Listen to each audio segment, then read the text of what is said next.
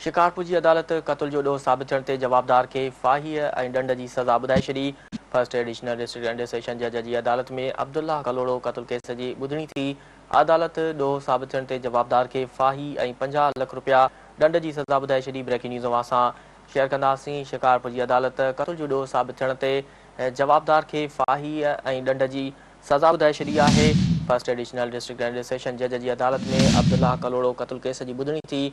अदालत ॾोह साबित थियण ते जवाबदार खे फाही ऐं 50 लख रुपया ॾंड जी सज़ा ॿुधाए छॾी। ब्रेकिंग न्यूज़ असां शेयर कंदासीं। शिकारपुर जी अदालत क़त्ल जो ॾोह साबित थियण ते जवाबदार खे फाही ऐं ॾंड जी सज़ा ॿुधाए छॾी।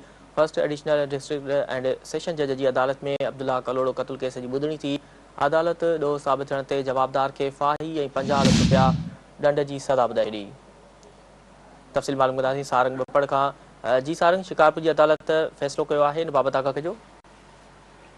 जी अब्दुल कयूम, ही शिकारपुर जे first additional district and session जज गुलाम कादिर तुनियूं जी अदालत आहे, जिते जेको आहे क़त्ल केस जी ॿुधणी थी आहे, जंहिंमें जेको आहे जवाबदार आहे अब्दुल कादिर वलद बहार कलोड़ो। उन मथां क़त्ल जो ॾोह साबित थियण ते हुनखे जेको आहे फाही ऐं 50 लख रुपया वारसनि खे जेको मक़तूल आहे उनजे वारसनि खे ॾियण जो जेको आहे सज़ा ॿुधाई वई आहे। जेकॾहिं वारस को 50 लख रुपया न ॾींदो त वधीक 6 महीना कैद काटींदो। मां तव्हांखे ॿुधाई थो हलां त हीउ जेको आहे 7 साल अॻु में कानपुर थाणे जी हद में हाजी खान कलोड़ो ॻोठु आहे, उते जेको आहे जवाबदार पारां अब्दुल्ला खे जेको आहे अब्दुल्ला कलोड़ो आहे पोटवाला वधायो कलोड़ो, उनखे जेको आहे क़त्ल कयो, जंहिंमें जेको आहे हुनजी गोलियुनि लॻण सबबु जेको आहे नज़ीर ख़ुदा ॾिनो, सईद अहमद उहे जेको आहे ज़ख़्मी थिया हुआ ऐं अब्दुल्ला जेको आहे त उहो फ़ौत थियो। अॼु जेको आहे अदालत पारां जो क़त्ल केस ऐं ज़ख़्मियुनि खे ज़ख़्मी करण जो जेको ॾोह आहे उहो साबित थियो आहे। जवाबदार अब्दुल कादिर वलद बहार खे जेको आहे फांसी जी सज़ा ॿुधाई वई आहे ऐं 50 लख रुपया वारसनि खे ॾंड जी सज़ा ॿुधाई वई आहे।